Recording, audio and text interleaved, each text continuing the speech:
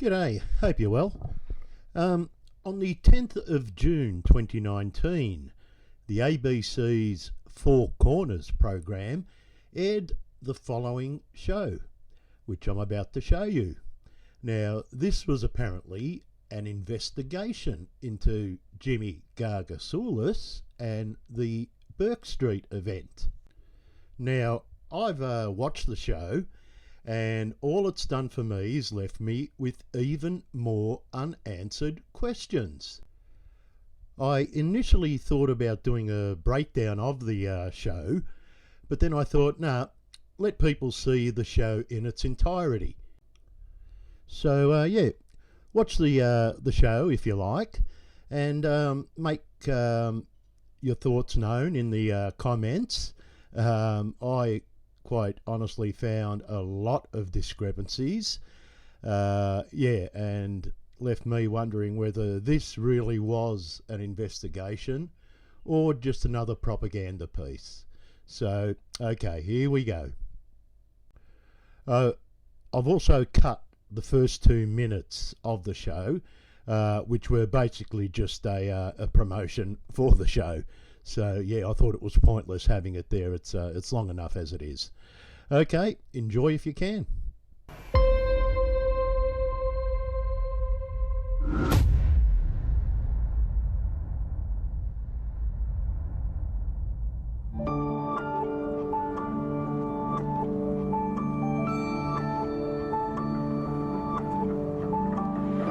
Melbourne's weather, rain easing with a top today of 21. It's currently 18 degrees.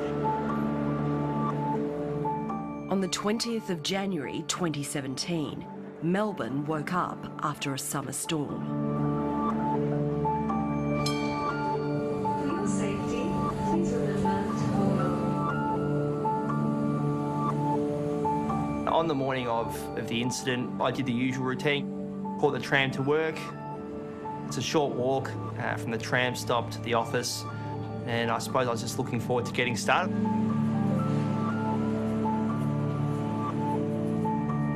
Roger Federer against Thomas Berdych tonight on Rod Laver Arena. It should be an absolute cracker. My wife and I had gone to Melbourne for a few days. I had some work meetings, and also we were going to go to a session or two at the Australian Open. And she said, look, we'll walk down to Burke Street and we'll find somewhere to eat and we'll do a little bit of shopping. And that's how it was just a totally random occurrence of how we ended up where we were.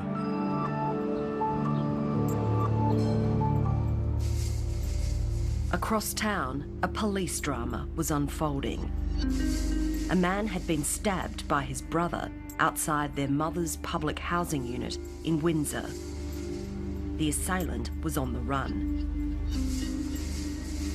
Man is fighting for life in hospital after a fight with his brother.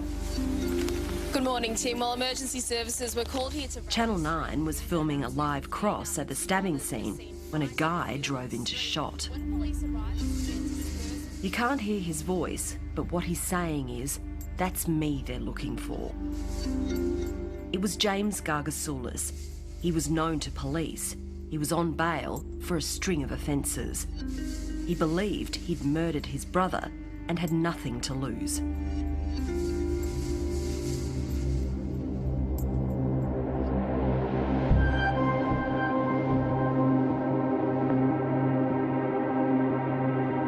The criminal trajectory of James Gargasoulis started years before, 1,500 kilometres from Melbourne, in the dusty dugout town of Coober Pedy, where he and his younger brother Angelo were brought up by their single father.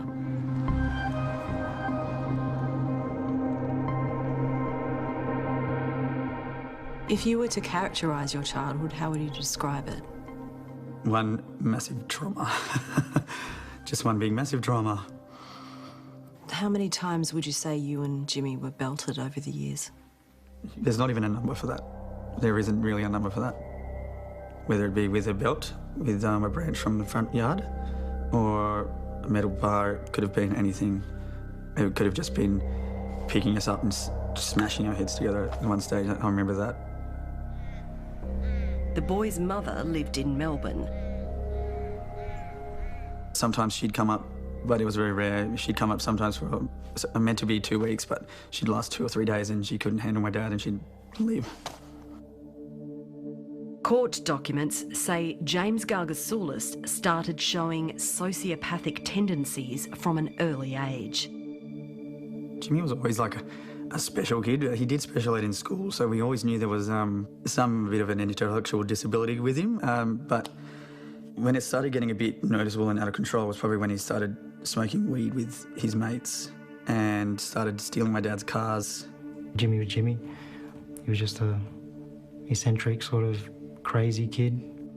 And that's sort of why he was a target. Sort of, a lot of people would pick on him. Why did they pick on him? Because he was different.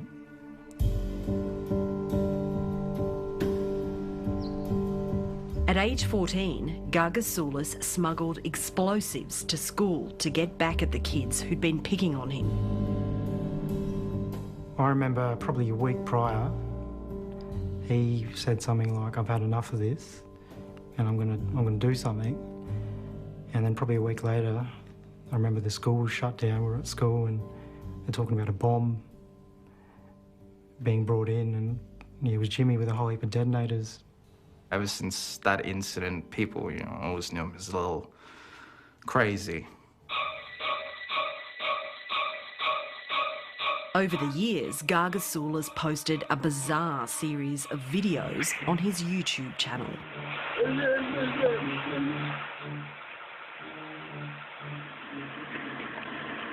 We're just waiting for this piece of shit combi van to go past. And I'm your host, Mr. Gargasoulis. Here we go. Got all those lines already on the fucking road, Gargasoulis and his mates got their kicks doing donuts on the roads outside Coober Pedy.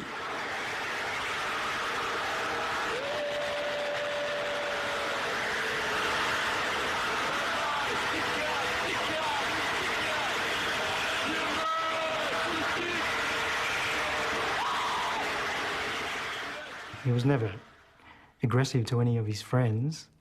He was very sleazy. He was a bit of a, he was all over. He was a sexual predator, sort of trying to get whatever he could.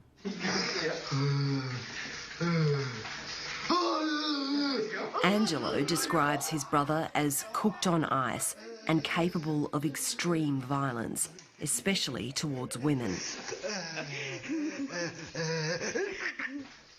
They were the most turbulent things I've ever seen. If you want to call them relationships, then it's ruined relationships for me forever. I've seen him drop a woman to the floor, drag her by her hair, kick her and punch her in the middle of the street, knock a woman unconscious completely.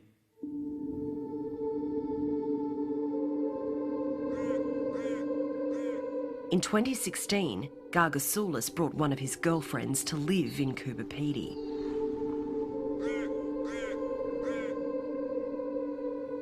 She was a nice person, bubbly personality. She was quite nice. I mean, it confounded me why she would be with someone like him. Later that year, as he followed his girlfriend's car along a highway, Gargasoulis deliberately crashed into her.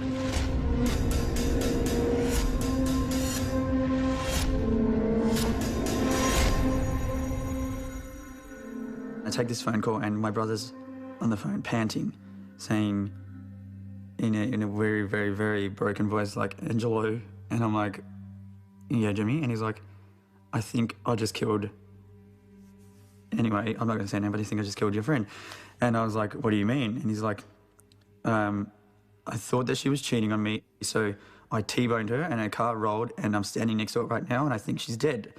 And at this very moment, I can hear whelps from her in the background. And I said, "Get the F off the phone now and call the ambulance, Jimmy. Are you serious?"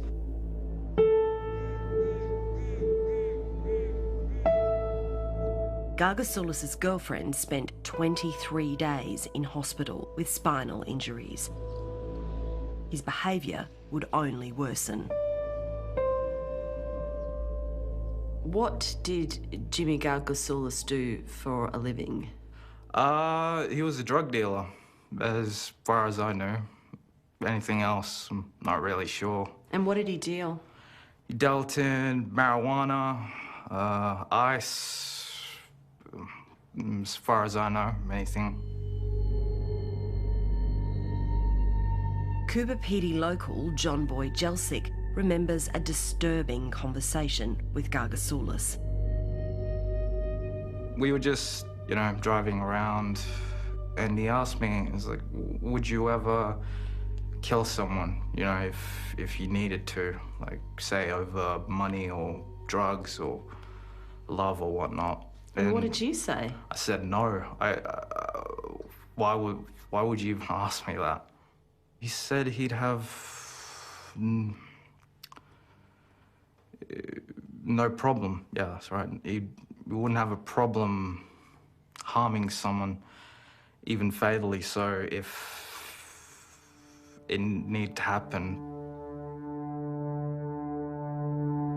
Gargasoulis moved to Melbourne in late 2016, 3 months before the Bourke Street carnage. His criminal record now ran for 20 pages. It included driving while disqualified, reckless conduct causing injury, a fray, assaulting police, resisting police, and escaping custody.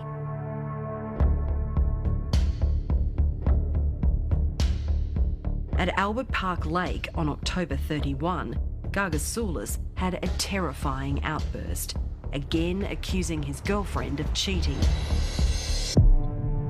She later told police, "He flipped out. He punched me with his clenched right fist in my left eye. It felt like he then tried to eye gouge me." She was 19 weeks pregnant with his child. "I don't know how many times he punched me in the face. I was so scared. He was punching me with both fists." Gargasoulis forced her out of the car and then left her half naked on the side of the road. He would later be questioned about the assault by police. She's good, mate. She's good. But no, you didn't assault her at all? No, sir. She's evil. How's she got these injuries, though? How'd she get the big lump to her head, the cuts to her legs and bruising to her? Mate, she's good. That's all I can say. You're saying self-inflicted to make you look better? She knows more people than me. Look who she is. No one was safe from James Gargasoulis. 3 weeks after the assault of his girlfriend, he kidnapped his brother's friend. I called my brother. I said, what are you doing? And he goes, "Your friend's a dog. He's working with the government to fucking murder me, to get me locked up. Isn't it?" And I'm like, and I can hear my friend in the background, "Your brother's a fucking psychopath." When Angelo confronted his brother, Gargasoulis hit him with a gun. He actually then whacked me in the face with it, and he went to go pull the trigger, and I just at that point I was like, oh well, this is so messed up.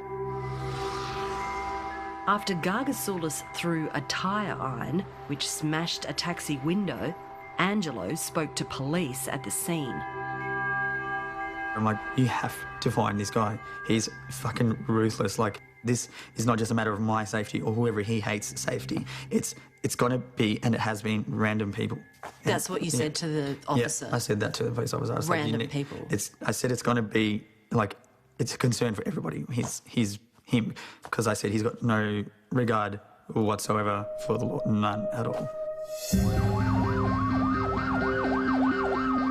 Police chased Gargasoulis that night, sirens blaring, but he sped off onto the wrong side of a major Melbourne road, forcing the police to give up the pursuit.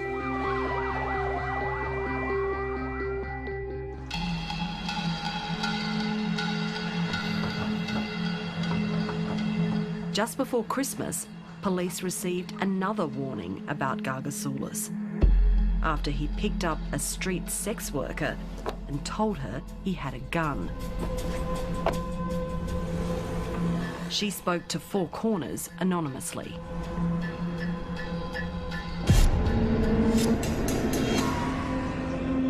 He was driving very erratically, almost hit a car, almost hit a tree as he swung into a side street. He cut into traffic, just driving like an absolute maniac. And that's when I realised it was probably ice that he was on, and my safety was at risk. He'd boasted to me that he had run from the police the night before on 3 occasions, that they had engaged in a chase on 3 occasions. And he said each time he was able to get away because he knew if he drove the wrong side of the street or aimed at people, they had to disengage the pursuit. She made an excuse to get out of his car, took down his licence plate and dialed 000. A sergeant was sent out to see her, but no action was taken. What is your full name and address? James George Gargasoulis. On January 14, 2017, Gargasoulis was arrested. It was 6 days before Burke Street.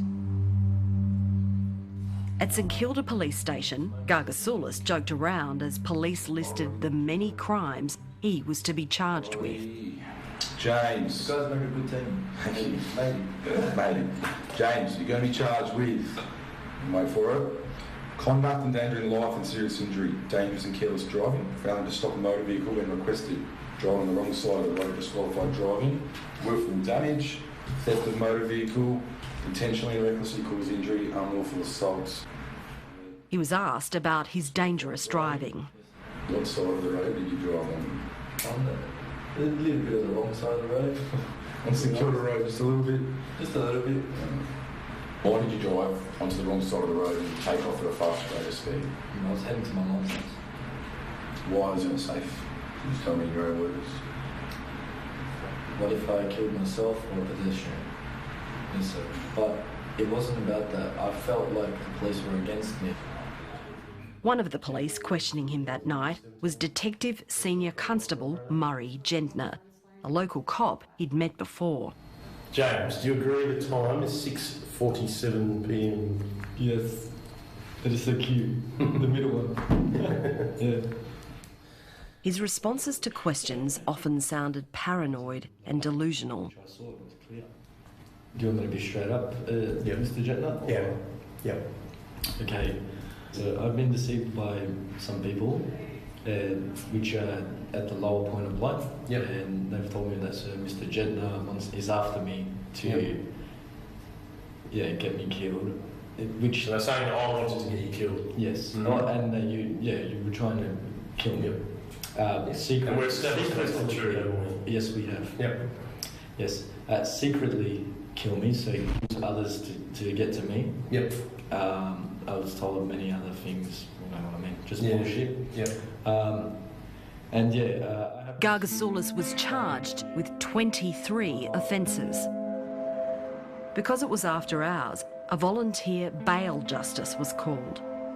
Victoria is the only state that uses volunteers without legal qualifications to hear bail applications. This one was a teacher. Police opposed bail, but the bail justice disagreed. I still, to this day, don't know how he got bail, knowing what he did. It wasn't allegations. There was multiple witnesses. There was camera footage. There's repeat offending. There's so much to lock him up away. Like, it's like, why wait for him? Why? It could have saved so much lives. It could have saved so much drama.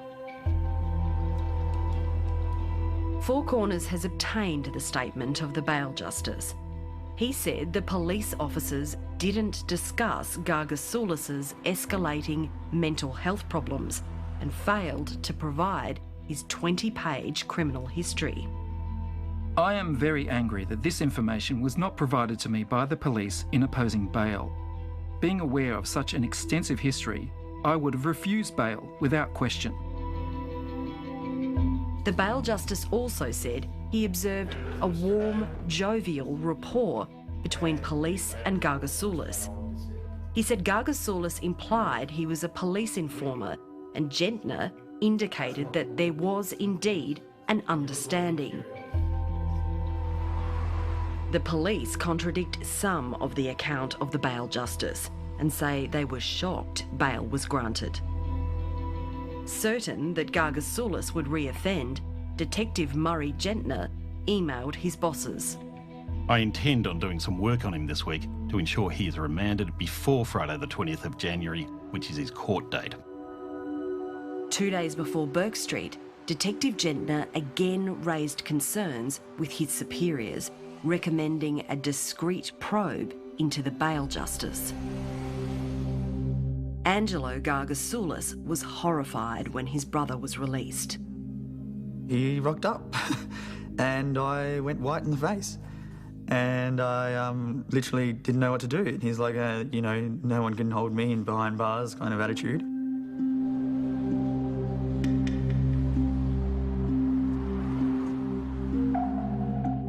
On the 18th of January, 2 days before Burke Street, Gargasoulis went to St Francis Catholic Church in central Melbourne. Father Graham Duro heard shouting from below his window. And there was a man down there just near the front door of the monastery who, once he spotted me, said that he wanted to speak to me. And he said he wanted to talk to a priest. Father Duro went to meet an agitated Gargasoulis, who was captured on this CCTV. He said, I really want to talk to you about a revelation I've had from God. The world's going to end in a month's time, or sometime next month. How would you describe him, his demeanour? His eyes were quite piercing, and he did say at some stage to me, look into my eyes when I speak to you. So I turned to go back into the monastery, and he made a comment, I can't quite recall the exact words, but I think it was something along the line of, look at you, you're a disgrace, you're the devil. Gargasoulis entered the church and began to rant from the pulpit about terrorists. He was filmed by a security guard as the organist played on.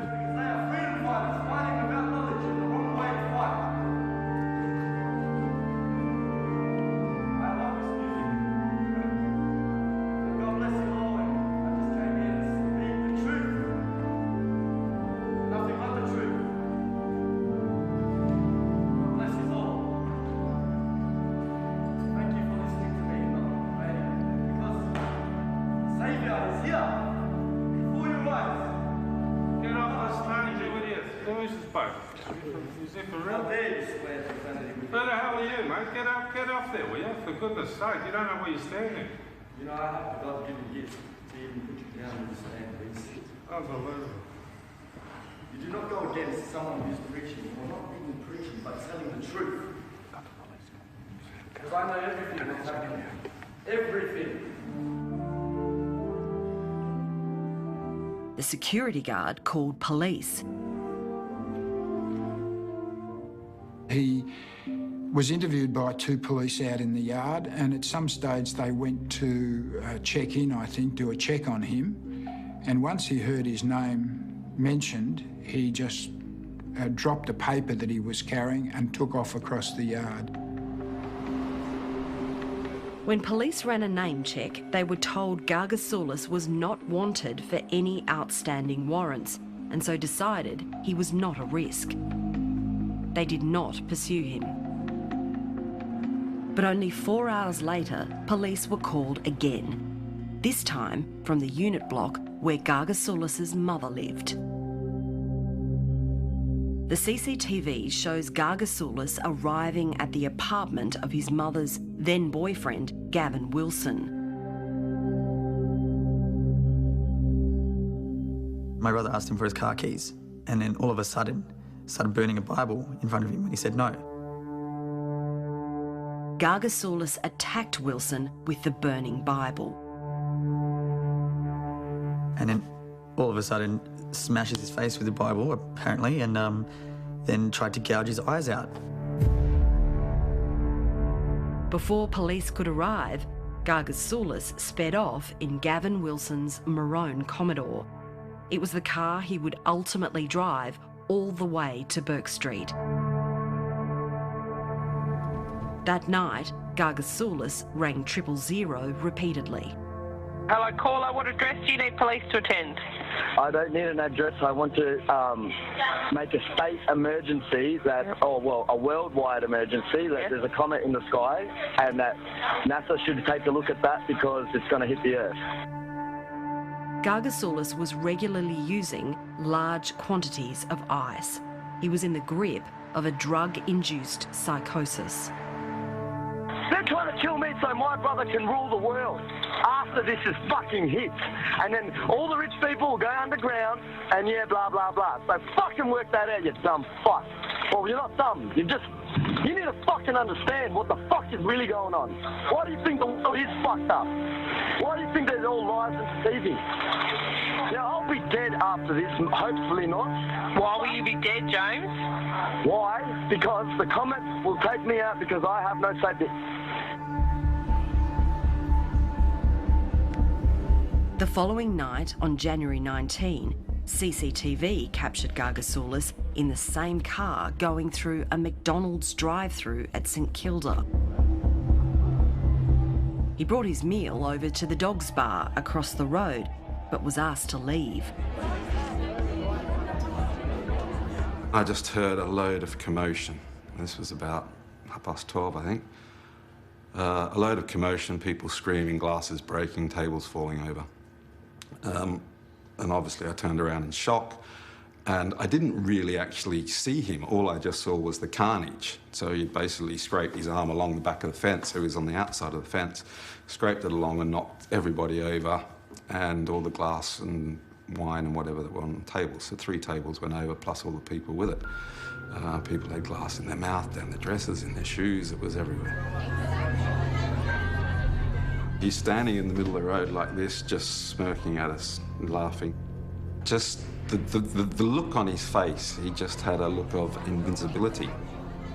To me, it was like, what is this madman doing? What is going on in this world? He just looked crazy. Yet again, police were called, but staff said they didn't come. He's out of control, but I just don't understand why they couldn't stop him. I just don't understand how he couldn't be pulled off the streets.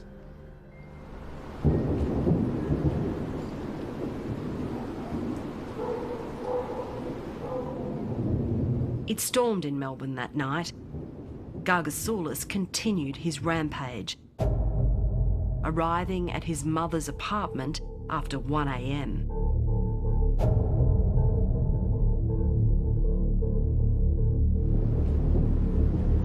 Also with Gargasoulis that night was his new girlfriend.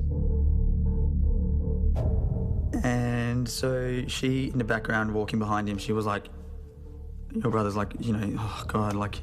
Cooked. Yeah. So, and then he started asking me questions about how much I knew about the comet that's coming to hit Earth and how much I knew about the bunkers and where they are and why am I not telling him where they are? Why, if I don't tell him, then we're all going to die. Just after 2 a.m, Gargasoulis and his brother left the apartment. As they reached the gate, James Gargasoulis pulled out a large kitchen knife. They saw my brother coming and then basically just go at it at me, and I remember losing consciousness and coming to from losing consciousness, and my head was against the front of the car tyre and the horn was just going off like crazy. Angelo tried to run, but his brother then stabbed him right through his chest. I realised my lung has been stabbed, and at this point I didn't know the knife had gone right through, but my lung was making like a blow-off kind of sound, like it was like that every time I took a breath. And then I remember waking up and my brother was standing over me. My hand and my arm was hanging out in limbs, hanging out everywhere.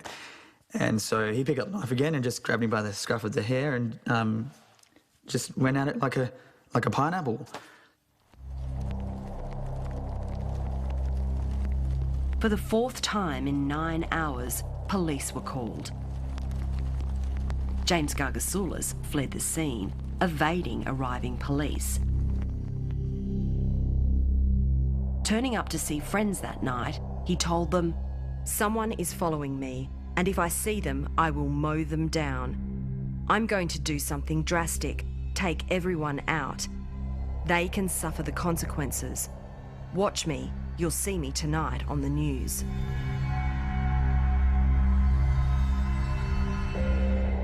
At 4:30 a.m, a St Kilda police sergeant urgently requested help from the Critical Incident Response Team, emphasising how dangerous Gargasoulis was.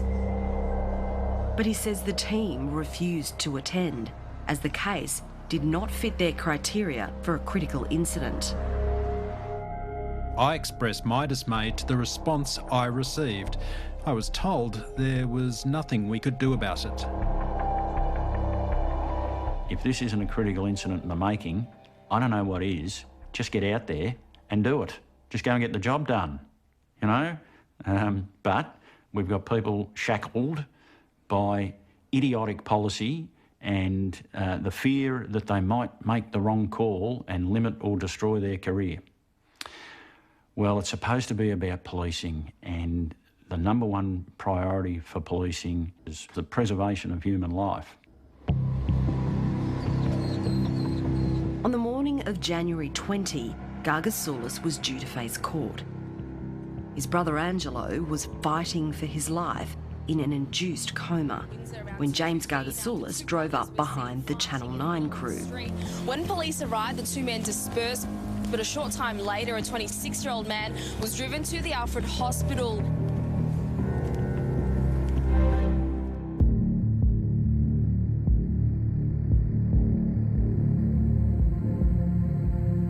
Three hours later, Gargasoulis was driving through South Melbourne when he realised police were following him. He had kidnapped his girlfriend. She begged him to stop. Gargasoulis pulled over, but as the officers got out of their car, he accelerated rapidly. He told his girlfriend, "If they catch up to me, I'm going to run down everyone in the city." 7 minutes later, a critical incident response team caught up with Gargasoulis. The police approached his car with firearms drawn. Gargasoulis pushed his girlfriend out onto the road, but he escaped again.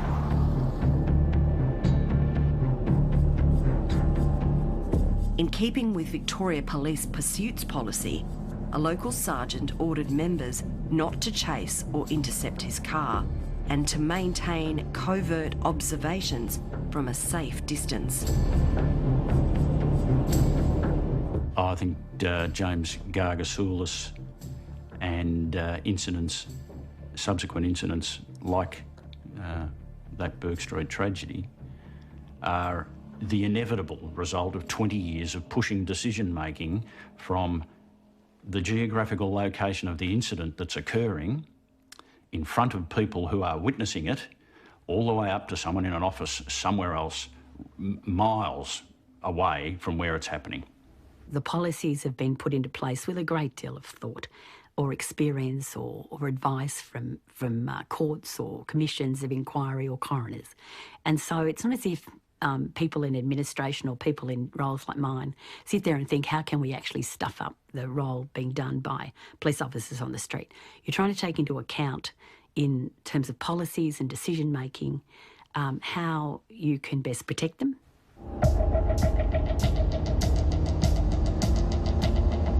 By midday, Detective Senior Constable Murray Gentner was on Gargasoulis' tail. Gentner sent him a text message. "James, you have to call me now, bro. We don't have time." Gargasoulis's reply was rambling and menacing. It's not looking good. I either die in jail or die trying to run from the boys. Now listen, I'm telling you, I am the saviour, and there's a comet, and I know how to save everything and everyone, but these guys are pretty good at making me look like I'm the devil.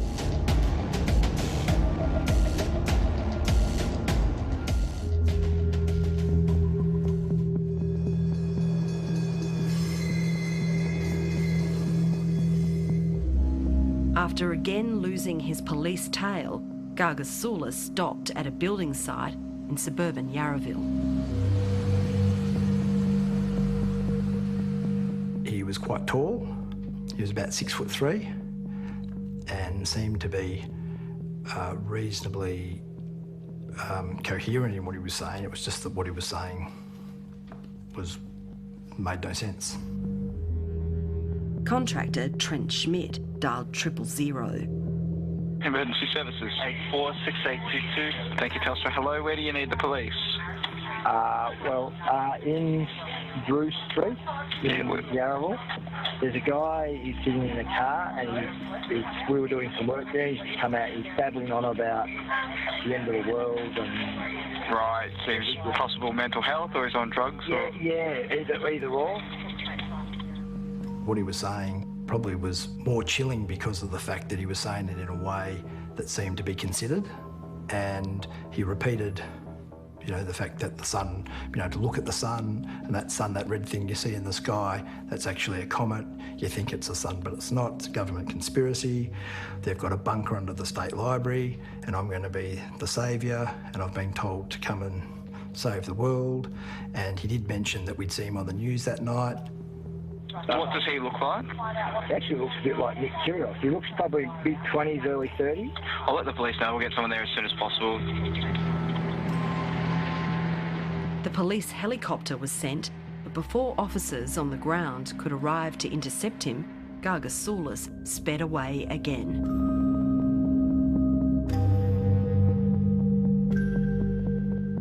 The streets only got one access in and one access out.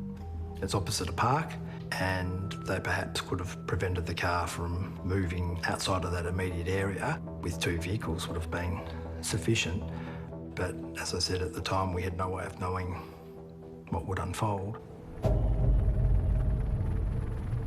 Gargasoulis drove into the CBD, continuing to text with Detective Murray Gentner. I'm not talking lies. This is real. I can tell the future, my friend. They will not win because I have the knowledge.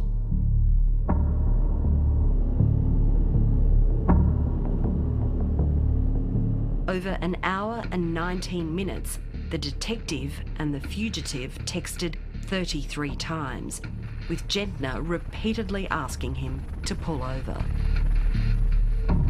At 1:27, Murray Gentner texted, "Don't do this."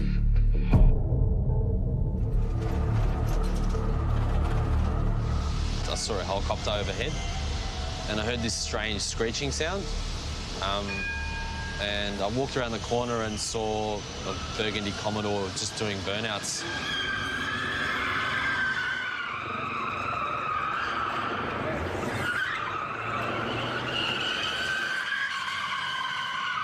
And he just kept driving around in circles. He was waving outside the window, screaming stuff out.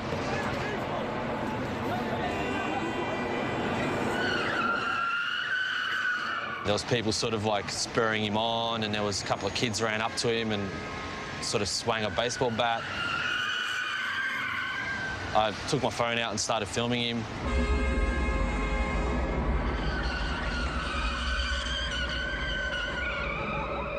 I noticed that there was unmarked cars sort of suddenly when there's 3 or 4 Commodores hanging around. That's when I noticed that there was, oh, OK, the police are here. I didn't think it was anything sinister. I didn't think it was anything... I just thought it was fairly innocuous. In one of the cars was Murray Gentner. At 1:32, he sent Gargasoulis one last text message. Stop. But he didn't. Gargasoulis kept driving down Swanston Street with police following.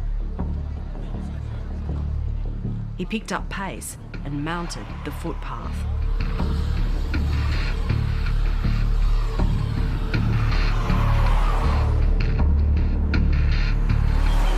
Then screeched around the corner into Burke Street. And there's this thud, thud, thud sound. And in my vision comes James Gargasoulis, and he's got this calm, surreal look on his face. He's got his two hands on the steering wheel, his cigarette. Either it's just been lit or it's unlit and it's drooping out of his mouth. And he's just expressionless as he hits these people and continues up the hill. And all of a sudden there was a chopper in the air. There were two police cars screaming down the middle of Burke Street where the trams run, and realised this was something bad was happening. This was terrible. I saw one person fly off the bonnet of the car and then realised there was going to be a lot of casualties. The first thing wasn't something I saw, it was just noise. It sounded like a clattering, I suppose. So at that stage, I turned around to look behind me and saw a car on the footpath coming towards us really, really quickly. I don't remember feeling the impact. I remember getting up from the ground afterwards, but it kind of collected me in my hip, and kind of threw me to the side. Former Victoria Police Commissioner Christine Nixon had just left a lunch when she narrowly avoided being hit. The car kept going, and I looked and just saw it on the footpath, continue to drive down Burke Street on the footpath, and then very quickly afterwards I heard a shot.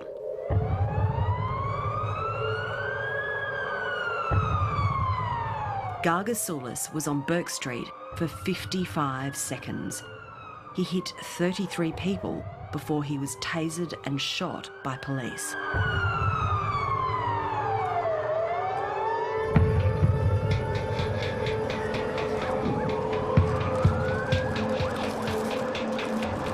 When I got up, there was just carnage. There were other people who'd been hit, strewn on the ground. And all that was left in that section of Burke Street along the way back to work was just debris and bodies.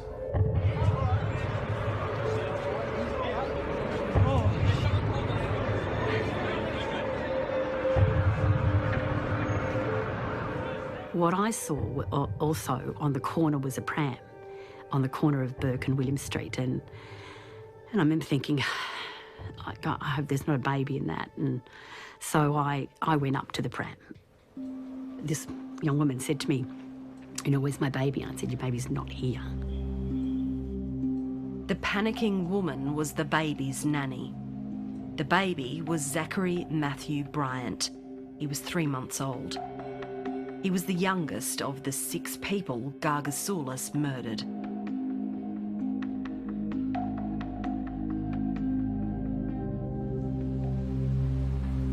In February, Gargasoulis was sentenced to life in prison, where he was diagnosed with schizophrenia. Slowly over time, you come to accept what happened, but I think it's one of those things you will never forget. You know, the day you die, you will never forget what happened.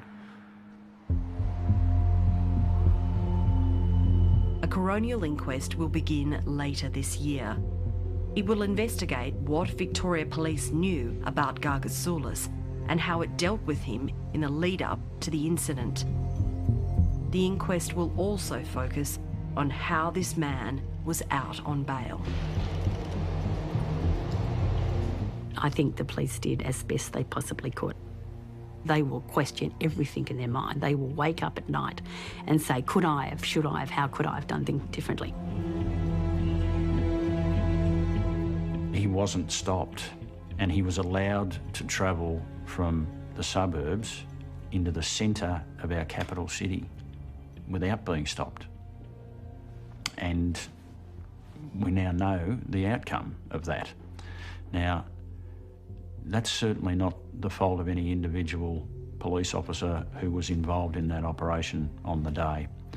It's a culmination of bad policy, remoteness of decision making, and we've now all got to live with that.